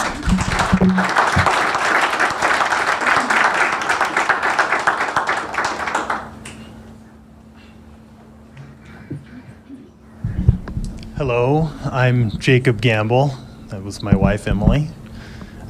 So we are from Gilbert, Arizona, and have lived there for a few years. And so like Emily said, we pulled the Band-Aid off really quickly about 6 months ago this month. And the hardest thing is it's a moving target, right? So for me at first, the hardest thing was just the psychological and physiological pain that comes with that cognitive dissonance, really hurt. And I experienced a lot of that alone because, because I was really trying to be strong for my family going through this. That didn't last too terribly long, thank goodness. And I think the next hardest thing was with my children. We've really worked hard to be honest with our children, always, about everything. We didn't tell them about Santa, because we wanted them to always believe everything we said. So having that discussion with them was very, very painful. And the concerns and worry about how to direct them in their lives, that's challenging. I mean, the only thing I've ever wanted for my kids is to have a better life than me. And I haven't had a bad life. I don't mean that. I just want them to have a better life. And so the hardest thing right now is just figuring out how to be who I am. And that's been a real blessing as well. I always saw this person that I was trying to be my whole life. If I could be a little bit more active or a little bit more righteous or a little bit more this or that. And I didn't beat myself up, but I always saw this perfection person that I was trying to attain. And when I realized that the only belief system that had ever been pitched to me in my entire life, that I had just gone with and testified my entire life, when I realized that I no longer believed in those truth claims, I came much closer to that person that I thought was almost unattainable. So I feel much more authentic now than I've ever felt in my life. So for me, despite the challenges, it's been wonderful. I feel great, and it's getting better all the time. So what I'd like to get out of this is I would like to just have more tools. I'd like to have more tools to be able to have better communication with my children, to help them learn the ways to educate themselves on all different subjects and all different things, and make decisions based on their their own interests and desires and common sense. So I'm excited to be here. Thank you.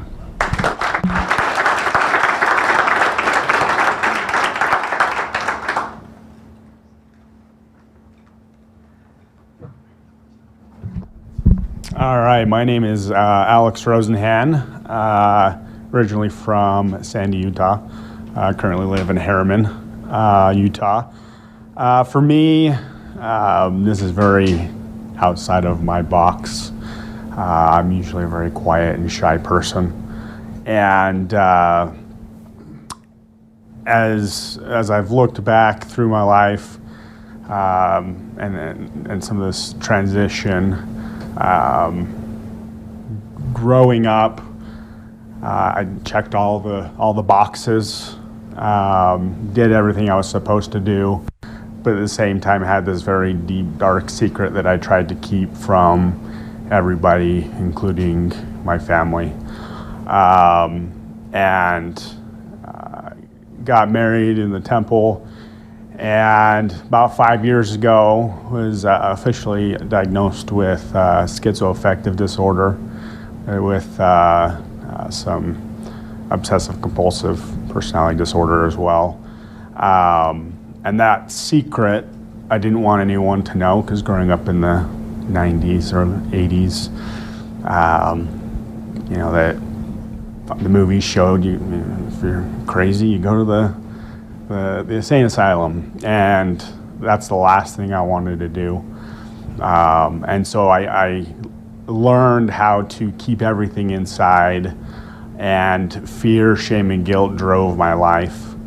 And so getting help through therapy the last few years, I'd learned to overcome some of that, to get some tools. And then about a year ago, watching the Believer documentary really started the shelf to crumble, and I became obsessed with everything and just dug into everything over the last year. And so now the hardest part is watching my wife first dealing with the mental health side of things and starting to work through all of that, and then now throw the faith crisis on there as well, and dealing with the same fear, shame, and guilt. And seeing her struggle is definitely the hardest part for me. So I'm hoping to get out of this some tools to be able to be my authentic self and unapologetic for that, as well as helping to have a better communication with my wife and work through it and strengthen our relationship. And so, yeah, that's me.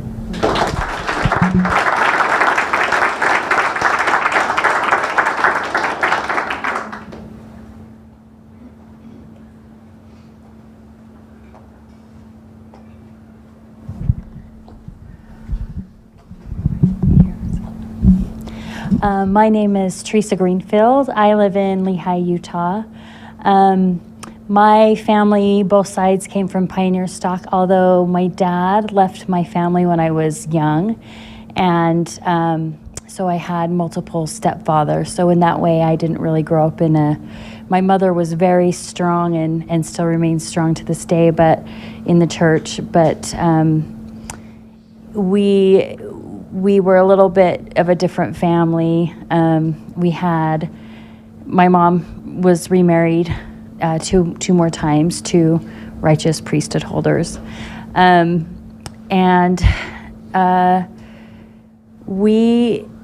the church really the priesthood in the church became my father, kind of, my father figures, all of the apostles and the prophets were really the thing that I based my testimony off of. I grew up as the only girl in my home, and I always felt like I was treated a lot differently, and because of that. And I always looked to the men in my life to sort of define me. I would look to the bishop and and the priesthood leadership, and of course I'd always go, that was the first person I would go to, was the bishop, and so they really became my father figures to me. But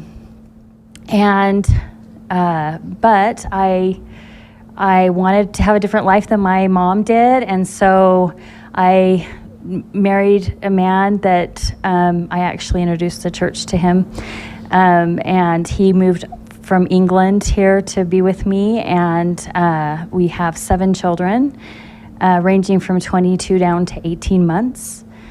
And so we just really had a fairy tale kind of marriage and life, and we still are deeply in love, and he's really busy and he supports me, but he says I can't go through a faith crisis right now, there's too much going on. So anyway, so I had some issues with the culture, and living in Utah County is I just saw how inauthentic and how everyone was, and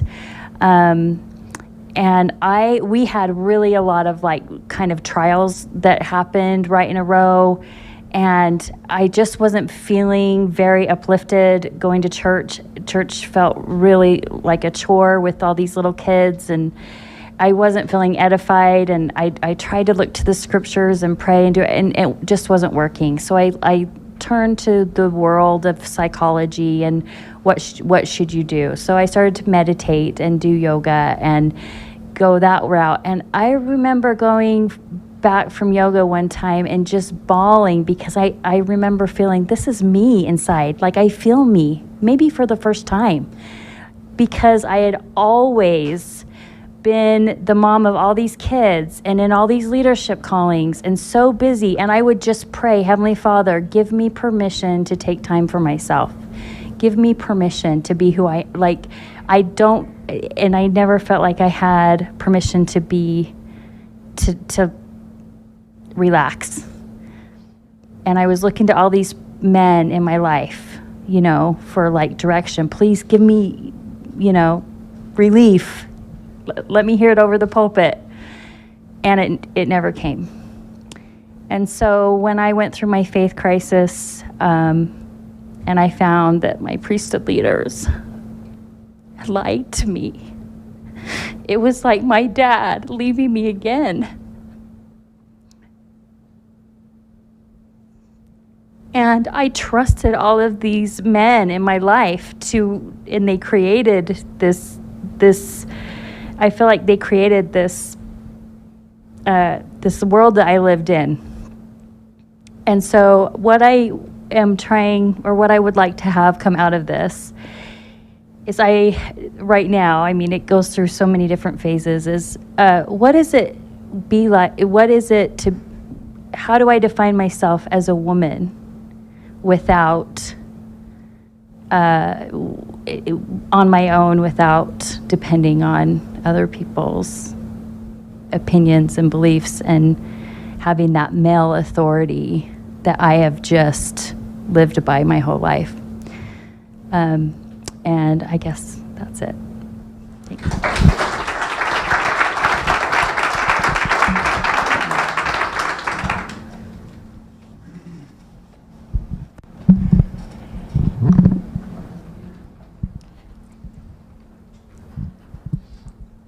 Okay, biggest fear, public speaking.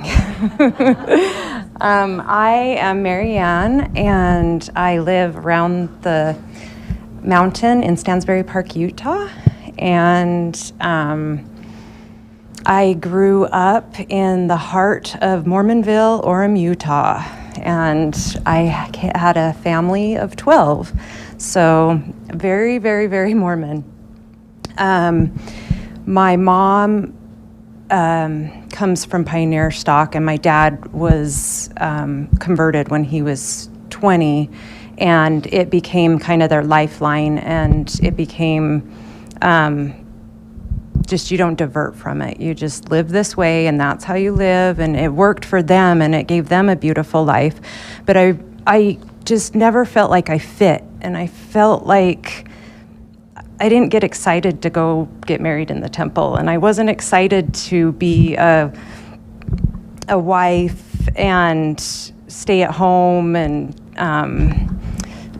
just kind of not be myself, but live for your husband. And it just was something that I struggled with. So I ended up marrying a guy that was not LDS, and my parents weren't happy about that at all, and we ended up having a really horrible marriage. I had 3 kids from him, so that was good, but got divorced and came back to Utah, and kind of went through that period of my time and decided I'm just going to double down and get back into the church.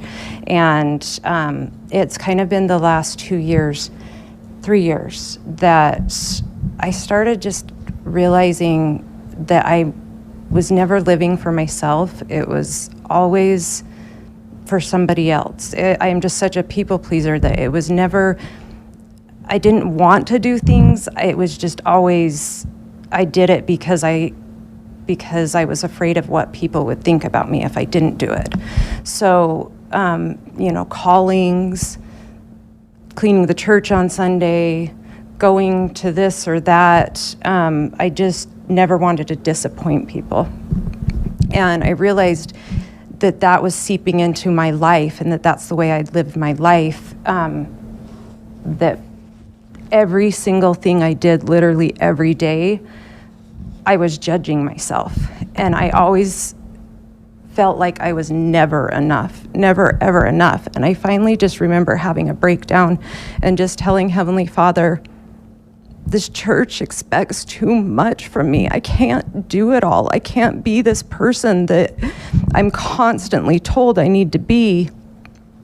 And I would go to church every week and just feel worse and worse about myself. And I just it came to a head where I just sat out in the parking lot and cried and told my husband, I can't go in there because every time I go in there, I just feel worse about myself. I walk away feeling like it's just not enough. And I constantly had this idea of who God was, and that he was this man up in the sky shaking his finger at me saying, well, I love you, but I'm disappointed in you. That's just how I always felt. And I finally kind of started turning to Eckhart Tolle and Buddhism and that kind of stuff, and it felt beautiful to me. It felt true to me that there was this, who I am is enough because I'm alive, because I'm a human, not because I am going to make it to the celestial kingdom or not. And so one of the hardest parts of my transition was being in the church for about 2 years with all these doubts and all these just struggling with it, and that, like, being in my head, where constantly it played in my head and I could never get away from it. When I finally decided to walk away, I actually was kind of happy to find out all the history stuff, because it actually gave me a reason to walk away. So that's like a little bit different from some people's, is that I felt relief from it. I mean, I didn't like it, but I felt relief, kind of like it gave me an excuse to be able to walk away. Right now, the hardest part is being authentic to my family. Nobody in my family knows except for my brothers that have left, and I don't know how to tell my family. I feel like I'm betraying my mom and dad and my sisters, so that's definitely the hardest part and what I want to learn at this event. So thank you.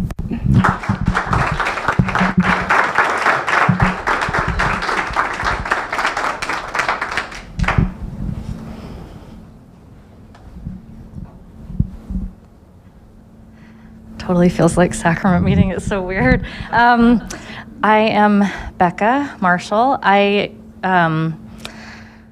don't even know where to begin, but I grew up in the Northwest. My dad actually told us all the time, his whole family, Stillman Pond and all these huge pioneer names. So he came from pioneer heritage, and Thomas Monson was his mission president that we heard all the time. And he met my mom on his mission, and she joined the church and came for a better life, so she can't understand why any of her kids would want to leave something that provided a better life for her. But my siblings, I'm in the middle, and I have 2 older sisters and a younger brother, and they all started leaving the church about 2 or 3 years ago, and I was sad for them, and I sat there and thought, that's too bad, they don't have enough faith, and I feel sad that they just aren't as strong as I thought they were, and that was really hard to watch. And then my brother was talking to me, he's my younger brother, and he was just saying, you really should, the stuff I'm reading is not like anti-Mormon, because you hear that our whole life. I don't read anti-Mormon anything, and so I steered clear of everything. And it was just like, you just hide and read exactly what you're supposed to read, do exactly what you're supposed to do, and that's what I did. And so I just started reading a couple of years ago. It was about a year and a half ago, the essays, because he said, this is right on the website. I'm not pointing you in any weird direction. So I started reading those, and then I can't remember who said it, but just when I started thinking, oh my gosh, is it really possible? Because this has been everything. Like, this was when I literally believed in Santa Claus till I was 11, and I still would believe, I promise, if my mom and dad hadn't told me when I was 11, because that's how, and in therapy, the guy told me I have a childlike like faith, because I really thought, so that's the only thing I could relate it to was, what? None of this, no way. And so I felt just kind of, everything in my life was jolted. I went to BYU. I like everybody says, you check the boxes. I didn't serve a mission, but I wanted so badly to go through the temple. So when I graduated from BYU, I wasn't married, and I thought, I want to take the next step, and I don't need a man for that. So I went through the temple, and then I got married a couple years later, and I was just so excited about the gospel. It had always been a really positive thing in my life, and I knew that this is what I wanted. Anyway, I've been married now for almost 22 years. We have 4 kids. Our oldest is 20, and then our youngest is 11, 3 girls and a boy. And honestly, the hardest thing right now, I didn't say I live in Spanish Fork, Utah, which, by the way, I never wanted to live there. That's probably why I forgot it. I never wanted to live in Utah my whole life. I lived, like I said, in the Northwest, and Portland is the most beautiful place on earth. And I wish every day I could go back, and I daydream about it, and I'm really unhappy in Spanish Fork. But my husband works for the church and loves his job and loves the gospel, and it is a huge wedge in our marriage because I have nobody to share it with except for my siblings, who he thinks I shouldn't talk to so much. But then who do I talk to? Would he rather I talk to some guy that I could eventually end up having a connection with? It's not really fair, and I've never wanted to be that kind of person. So I try to go to safe places, which is my siblings, but I have nobody to share that with. And he doesn't agree with, some of the things I want to do in parenting, that he thinks they should go to church. They need to be there. They need spirituality. So it just causes a lot of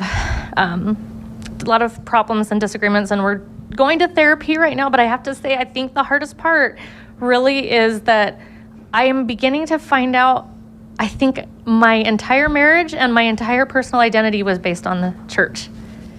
And I kind of think that that's the only thing we might have in common. And I didn't ever see that, because we had everything we ever thought. I thought we all had everything, and I'm realizing I think it was the church. So there's a chance my husband might show up tomorrow because he was trying to be nice and supportive. I'm a little scared. I kind of don't really want him to come, and that sounds really mean, but anyway, I do and I don't, because it's, I don't know what to think. I'm hoping to get out of this event that I feel like I'm figuring out who I am a little bit each day, and I really love who I'm becoming. But I just don't know if that includes the people that I hope it includes. And that's what's scary to me, because I don't really know what direction I'm heading in right now. But I love my kids, and I love my husband for who he is as a person. And we'll see where this all goes, but that's what I'm hoping to get out of this, is that I just get more confidence. And I just want to thank all of you because your stories are amazing, and it just has helped me to realize how much I love people and how grateful I am for, just how beautiful people are and how much we can learn from each other. And so I just want to thank you.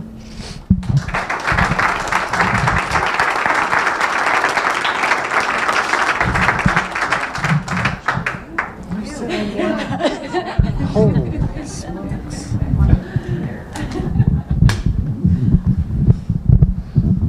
Is it too late to plead the fifth? Let's see. My name is Brent, and I live in Happy Valley, and there's a halo over it, and it's a beacon to the world, and that truly is the hardest part about going through this, is the fact that during your daily conversations with people, they bring up they bring up religion all the time, their visit to the temple, or what's going on in the ward, or their callings and whatnot. And it's really difficult not to tell them how you feel about certain things. So I kind of call this Fight Club, because you're safest if you don't talk about Fight Club, because when you do, you really become an enemy, and there's a switch that goes off, and they treat you differently when they know the way you believe. And it's hard to look at them thinking, man, you must be from a different planet, because I don't know how you can believe this stuff. So anyway, that really is the hardest part. The really hardest thing is the people who you truly love, and interacting with them.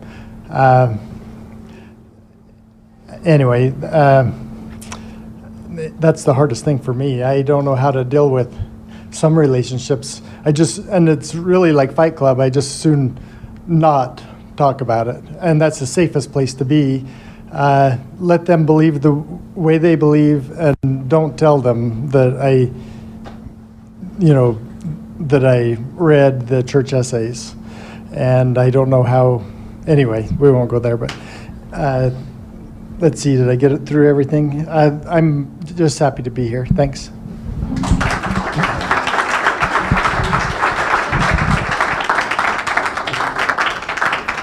Thank you, Steve.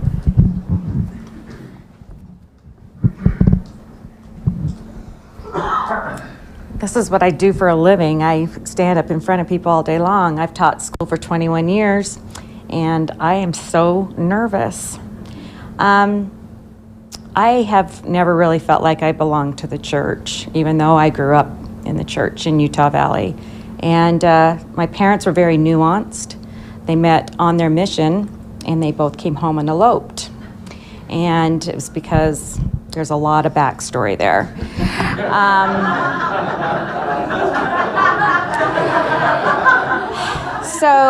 And my grandmother is extremely conservative. When she pretty much raised me in the church, my parents really didn't.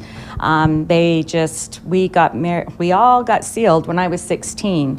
So you try being temple worthy when you're 16, and going to all the temple classes and getting ready when you have boyfriends and you like to make out, and it wasn't very fun for me at all. I basically felt my whole life that I'm a bad girl, and I don't deserve, anyway, every calling I ever had, or anything I ever did, and I've taught Relief Society, that was my main calling, and I led the sacrament meeting service, waving my arm for I don't know how many years, and choir and all of that, but I never really felt like I deserved anything. I always felt like I was living there on borrowed light. My husband didn't serve a mission because of me. stayed home to marry me instead. So that was my fault too. His mother hated me because of it. He already had his papers in. I'm the oldest of 36 grandchildren on one side and the oldest of 27 on the other, and I had to set an example. I had to be married in the temple. When I went through and I was 16, I thought it was weird then, and I thought it was weird when I went through with my husband. I've always thought it was weird. I've never really thought logically that it made sense. It just didn't. I'm a reader. I couldn't understand how someone like Gandhi wouldn't be in the celestial kingdom. I couldn't understand how Oprah Winfrey wouldn't be in the celestial kingdom. As I read and read and read, things just never made sense to me. So when I stumbled onto John, his story, I don't even remember how it happened, and I felt so relieved. I'm like, oh, it's not true. Thank God it's not true.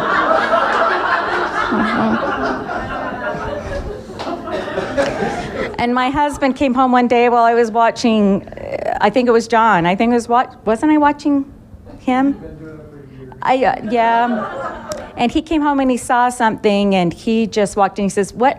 And he just watched for a few minutes. I can't remember what it was. And he just turned and looked at me and says, "What is it, all bullshit or what?" And I said, "I think it is." And then it was over. It was pretty much over after that. We had quit going for a few years before that anyway. We went and saw my daughter get married in the temple, and that was the last time we really did anything. But my daughter's still very in, and she just blessed her third child a couple weeks ago. It's really difficult to try and figure out how to navigate that relationship because we love her dearly. And anyway, I'm just hoping to find like-minded people, talk about it, and I'll be done now because John's tired and yawning. So.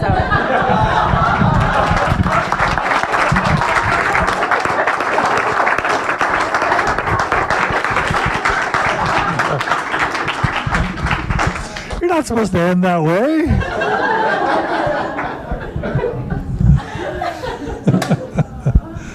Can a guy yawn?